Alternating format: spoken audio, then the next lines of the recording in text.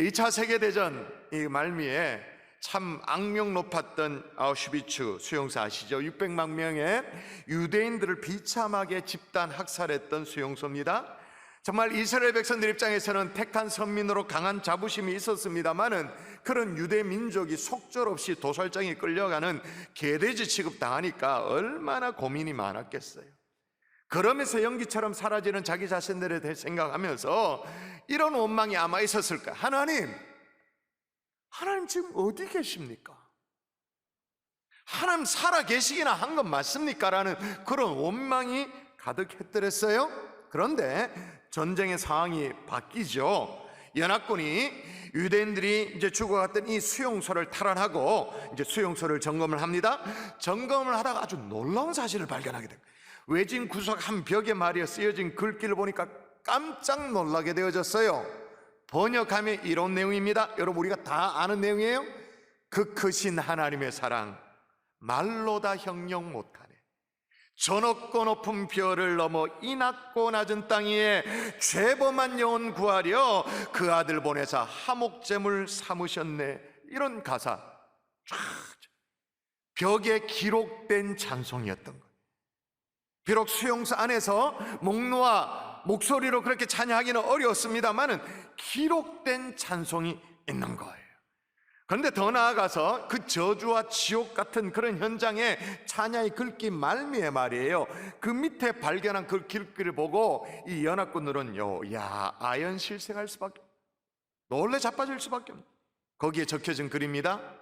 God is here. God is here. 하나님이 여기 계십니다. 모두가 하나님은 죽었다. 아니 하나님 도대체 어디 계십니까? 하나님 살아계시니라 한 건 맞습니까? 라고 그렇게 하늘 향해 삿대질을 하는 그런 상황 속에 God is here라고 어떤 사람은 거기에 기록을 한 거예요. 놀랍지 않습니까? 여러분 찬양은 이런 거예요. 더 이상 견디기 어려울 것 같은 지옥과도 같은 상황 속에서, 고통의 절규 속에서 하나님이 여전히 여기 계시다고, 살아오 계시고 고통 가운데 함께 계시다고 그렇게 하나님을 찬양할 수 있도록 God is here, 하나님이 여기 계십니다라고 할 수 있는 것, 그게 바로 찬양인 줄 믿습니다. 아멘. 아멘이십니까? 아멘. 여러분 이토록 찬양에는요 능력이 있어요. 욥 아시죠? 그토록 고통스러웠습니다. 하루아침에 재산 다 날려버렸습니다. 그리고 엎친 데 덮친 격으로 자식들 다 잃었습니다. 거기다 자기 몸뚱아리도 어떻게 돼요? 머리부터 발끝까지 뭐 종기가 났는지 뭔지 모르겠는데 헌데를 앓으면서 완전 만신창이가 되어졌어요. 그럼에도 불구하고 욥이 하나님 향해 원망하지 않아요. 입술로 범죄하지 않아요. 욥기 1장 21절 같이 한번 읽어볼까요? 자, 같이 시작. 주시니도 여호와시요 거두시니도 여호와시오니 여호와의 이름이 찬송을 받으실지니라. 여호와 이름이 뭘 받을지니다? 찬송을. 여러분 찬양에는, 찬송에는 고통을 이기는 힘이 있는 줄 믿습니다. 아멘. 하나님이 찬양하는 자에게 부어주시는 세상이 감당치 못할, 이해할 수 없는 힘이 있는 거예요. 특별한 은혜가 부어지는 거예요. 여러분 찬양은요 이렇게 고난을 이기도록 합니다만은 또 하나, 악한 영들도 제압을 하죠. 오늘 우리가 다윗을 쭉 시리즈로 주일 또 금요일 이렇게 살핀 게 14번째 해당되어지는데, 약간의 어린 나이였던 다윗이 사울왕 앞에 섰을 때 여러분 기억나십니까?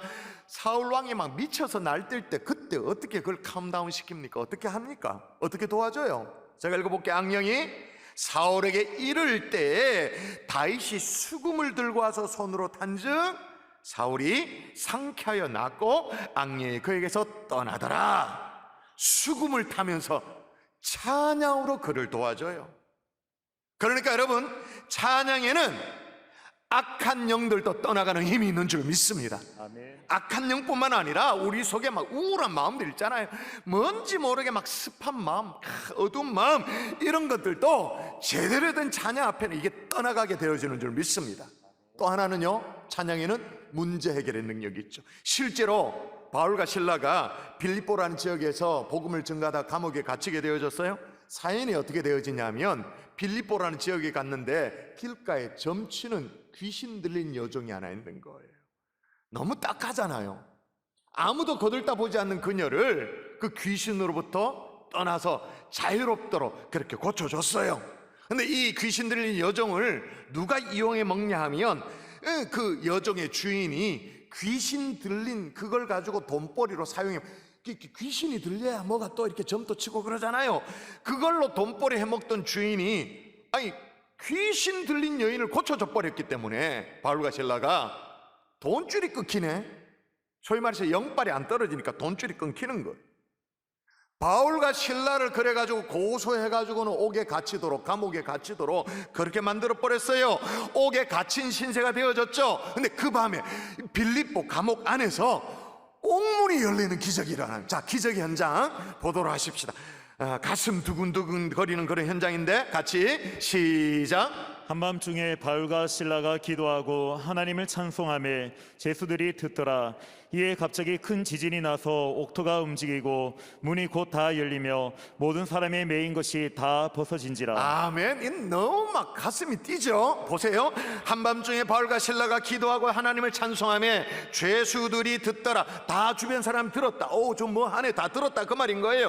이에 큰 지진이 일어나고 옥토가 움직이고 문이 다 열리고 그리고 사람들이 매인 것들이 다 풀리더라. 기도하고 하나님을 뭐하며 이런 일들이 벌어졌다고? 뭐하며? 찬양하며 찬송하며. 기적이죠. 할렐루야. 아멘. 여러분, 그러므로 찬송은 그냥 노래가 아닙니다. 고난을 이기는 힘이 있는 줄 믿습니다. 아멘. 찬송은 악한 영도 떠나가게 되는 줄 믿습니다. 옥문이 열리는 문제 해결의 능력도 찬송 가운데 있는 줄 믿습니다. 그러므로 여러분, 찬송을 떠나서 온전한 신앙생활을 한다? 어렵죠. 신앙생활을 한다? 찬송을 떠나서 어렵죠.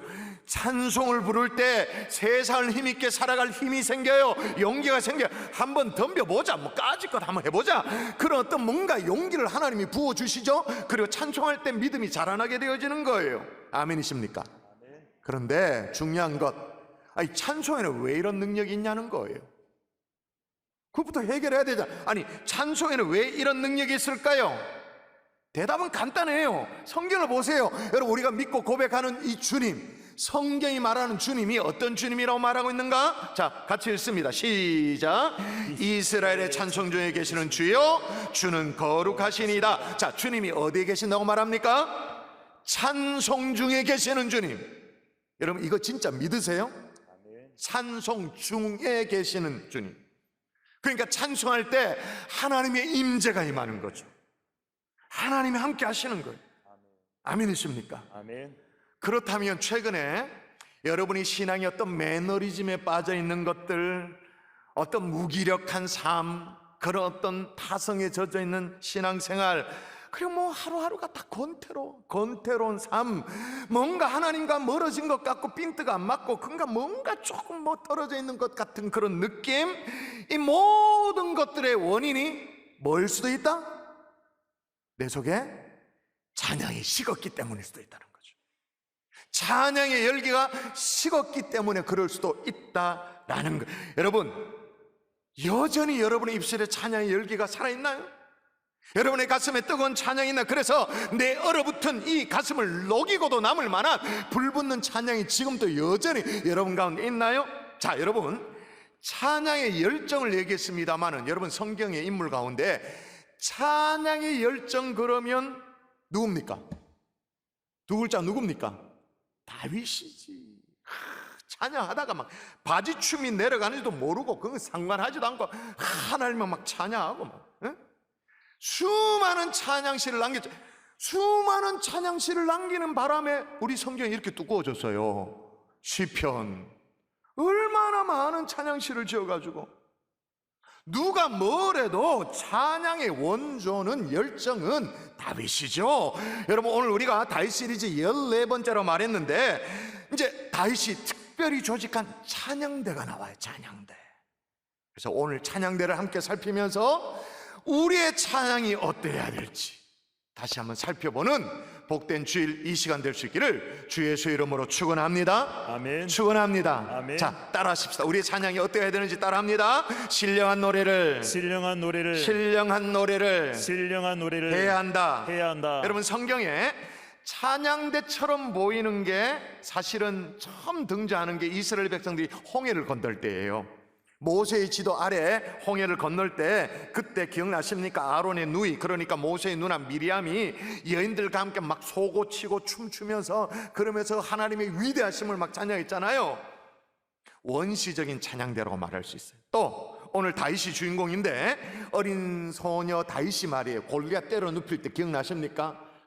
승전거를 울리고 들어오니까 여인들이 막 찬양했잖아요. 다윗의 공로를 높이고, 그 다음에 이런 다윗을 우리에게 주신 하나님을 높이고 뭐 그렇게 했잖아요. 이건 어떤 의미에서 원시적인 개념의 찬양대.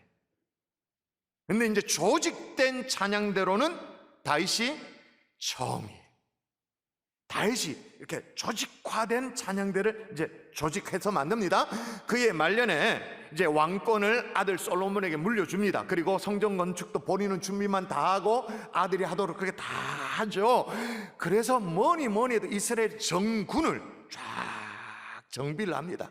쫙 정비를 하던 차에 레위 지파는 하나님께서 모세에게 주신 말씀 그대로 하나님을 섬기는 직무만 하도록 그렇게 따로 구별하죠.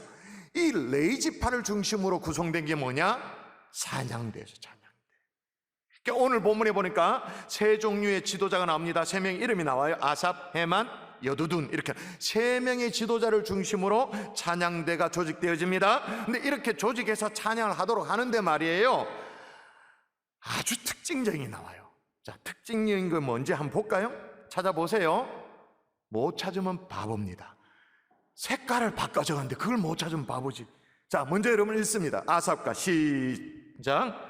아삽과 헤만과 여두둔의 자손 중에서 구별하여 섬기게 하되 수금과 비파와 재금을 잡아 신령한 노래를 하게 하였으니. 그 다음 제가 2절을 볼게요. 아삽의 아들들이 아삽의 지휘 아래 왕의 명령을 따라 신령한 노래를 하며, 또 3절 여러분 읽을까요? 3절 그의 아버지 시작. 그의 아버지 여두둔의 지휘 아래 수금을 잡아 신령한 노래를 하며 여호와께 감사하며 찬양하며. 그러니까 아삽이든 헤만이든 여두둔이든 지휘하면서 그렇게 해가지고 찬양을 하는데 어떤 노래를 하냐? 계속 뭐가 나와요? 반복된 게 뭐예요?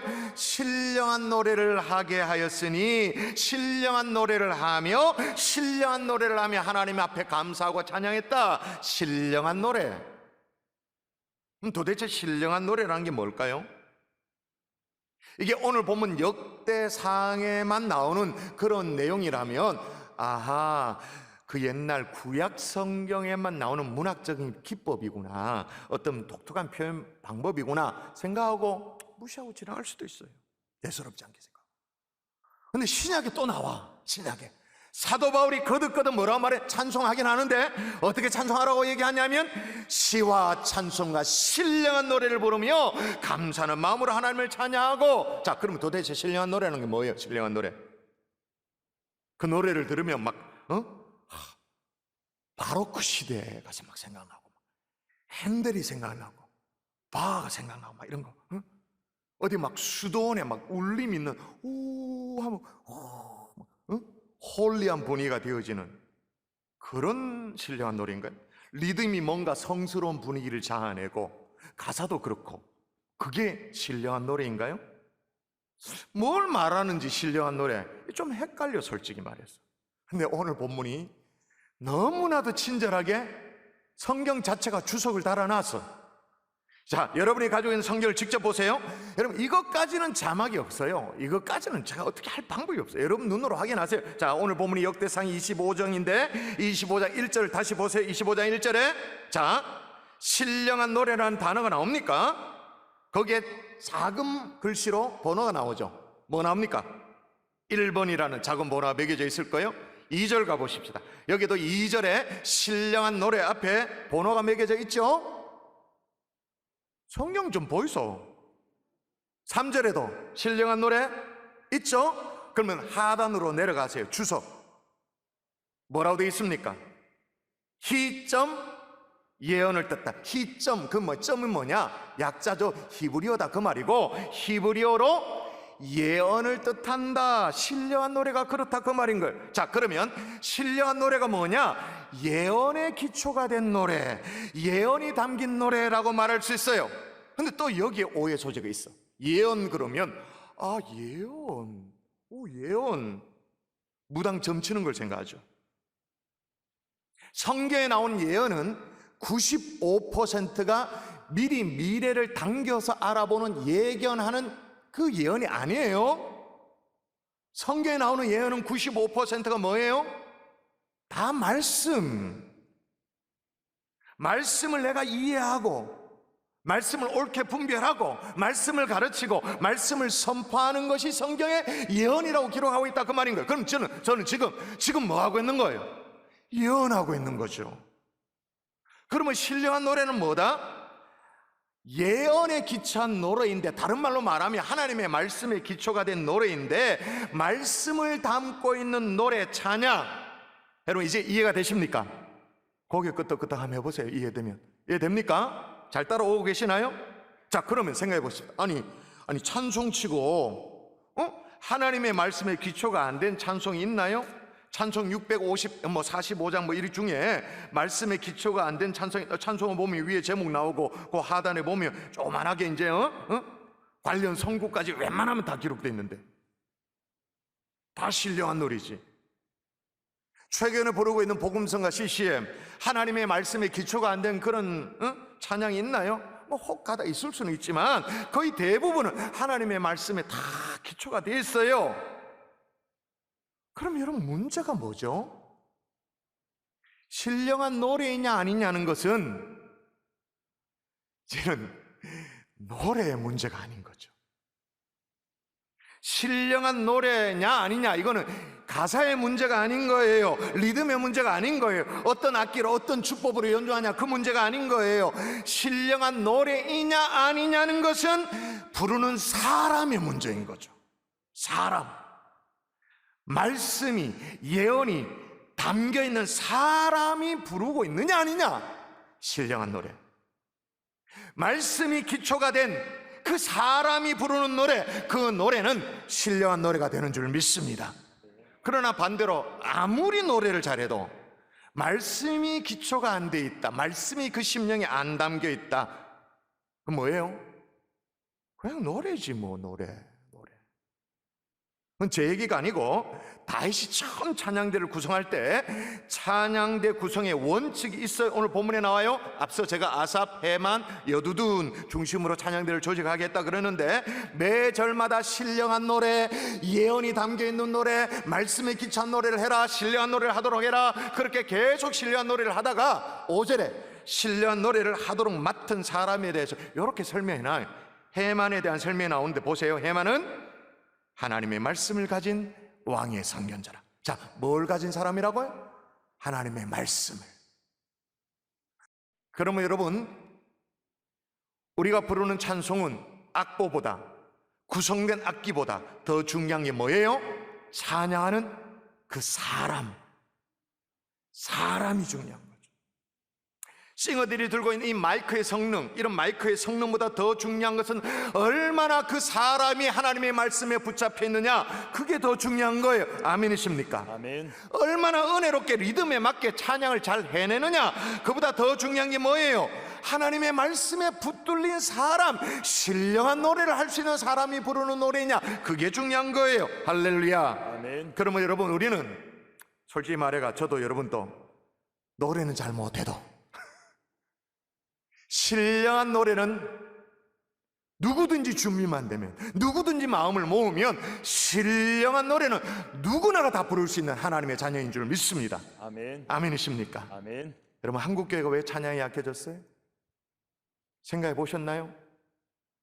한국교회 왜 찬양의 능력이 사라지고 있나요? 악기가 없어서?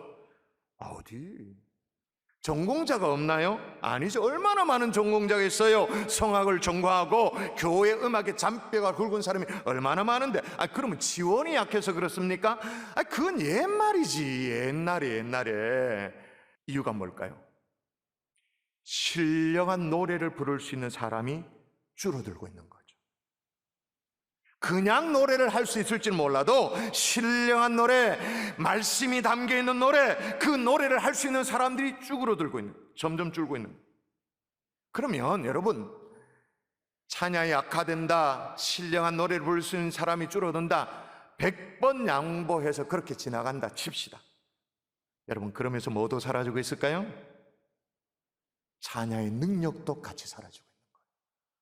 그러면 어떻게 실제로 해야 되는가 따라하십시다. 배워 찬송해야 한다. 찬송해야 한다. 다윗은 뛰어난 정치가였어요. 그리고 탁월한 시인, 음악가였죠. 그래서 그는 자신의 은사를 발휘하면서 하나님을 찬양하는 시를 많이 써서, 그래서 제가 시편 얘기도 했잖아요. 그리고 하나님을 찬양하는 찬양대를 조직해서 하나님의 성전에서 항상 찬양이 울려지도록 그렇게 했어요. 그렇게 찬양대를 조직하고 훈련시키는데, 자, 어떻게 훈련시켰다고 말하는가? 7절 같이 봅니다. 자, 같이 시작. 그들과 모든 형제 곧 여호와 찬송하기를 배워 익숙한 자의 수요가 288명이라. 288명 숫자가 중요한 게 아니라 어떻게 해요? 여호와 찬송하기를 어떻게 했다? 배워 익숙하도록.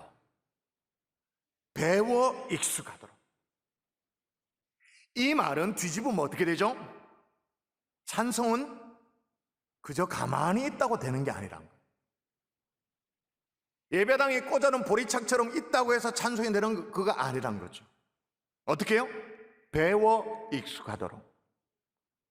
필요하면 악기도 배워야 되죠. 오늘 본문에 3대 악기가 소개되어 있죠. 수금, 비파, 재금. 수금은 뭐냐? 현악기. 영어 성경 보면 이제 하프로 번역되어 있죠. 현악기. 비파는 뭐냐? 이 하단부에 울림통이 있으니까 요즘 악기로 우리가 이해하면 기타나 바이올린이나 울림통이 있는 그런 현악기. 재금 뭘까요? 금속성 타악기죠. 드럼에 있는 심볼 같은 거. 하여튼 이런 필요하다면 악기를 통해서 연주하도록 필요하면 배워야 되죠. 근데 오늘 본문에 악기를 배우는 것보다 훨씬 더 선행해서 배워야 될 게 있어요. 보세요. 자, 보세요. 먼저 찬양 자체를 배우도록 말합니다. 자, 다시 읽을게요. 그들과 모든 형제 곧 여호와 찬송하기를 배워 익숙한 자. 여호와 찬송하기를 배워 익숙한 자. 찬양 자체도 어떻게 해야 된다? 배워 익숙하게 해야 된다.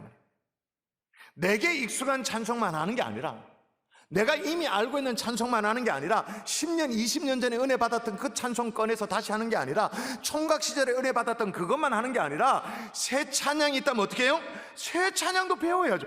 배워 익숙하게 해서 찬양해야 되죠. 왜 그래야 됩니까? 성경을 보세요. 성경 곳곳에 얼마나 새 노래로 찬송하라고 말했는데, 성경 제일 마지막에 요한계시록에 보면 하늘 보호자에서 어떤 찬송이 올려진다고 말합니까? 그들 한번 읽어볼까요? 그들이 같이 시작. 그들이 보좌 앞과 네 생물과 장로들 앞에서 새 노래를 부르니.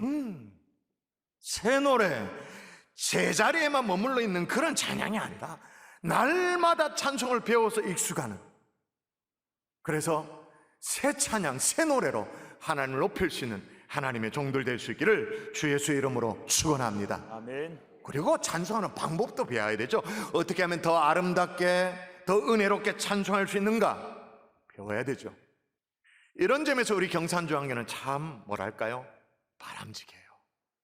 예를 들면 주일 대예배 시간에 제가 설교를 하고 설교 적용 찬양으로 이제 여러분에게 소개하는데, 이게 조금 새로운 찬양 같으면 제가 간혹 그렇게 소개하면 그냥 하기는 어려우니까 제가 특성자를 세우죠. 그래서 먼저 특성을 하게 하고 우리가 함께 회중 찬양을 합니다. 근데 이제 듣다 보면 성도들이 그 은혜를 받을 때가 있죠. 와, 저 찬양 너무 좋다, 은혜가 된다, 그럴 때가 있잖아요. 은혜가 되면 우리 교회 성도들은 진짜 반응이 빨라. 즉각적으로 교육자실에 문의 와요. 그 찬양 뭐냐고. 근데 반면에 오늘 같은 예배 시간에도 예를 들면 찬송이 비교적 많은 금요 성령 집회 같은 그런 시간에 어쩌다가 그런 걸 모르겠습니다만은 찬송 시간을 꼭 빼먹는 성도가 있어요. 옳지 않죠? 이런 분들은 찬송을 배워 익숙한 자가 될 수가 없지. 그런 기회 자체를 날려버렸으니까. 성령 거듭거듭 새 노래를 물론 이 뉴송이라는 게 정말 뉴송이 아닐 수는 있어요. 해석이 여러 가지일 수 있습니다만은 이런 분들은 정말 현실적으로 새 노래를 부를 수가 없어요. 그리고 뭘 모르네. 성경을 몰라. 성경을 히브리서 이런 13장 15절 이런 걸 몰라. 자, 읽어볼까요? 뭘 모르냐? 시작. 그러므로 우리는 예수로 말미암아 항상 찬송의 제사를 하나님께 드리자 이는 그 이름을 증언하는 입술의 열매니라. 뭘 모르는 걸까요? 찬송 자체가 제사, 예배라는 걸 몰라요. 찬송 자체가 하나님이 받으시는 예배라는 거, 우리가 하나님 앞에 마땅히 올려드려야 될 예배라는 것 자체를 몰라요. 그러면서 40년 신앙생활을 해요. 하나님이 속 터져 죽죠. 여러분, 열심히 배우고 열심히 익혀서 하나님 앞에 찬양의 제사를 올려드릴 수 있는 하나님의 종들 될 수 있기를 주 예수의 이름으로 축복합니다.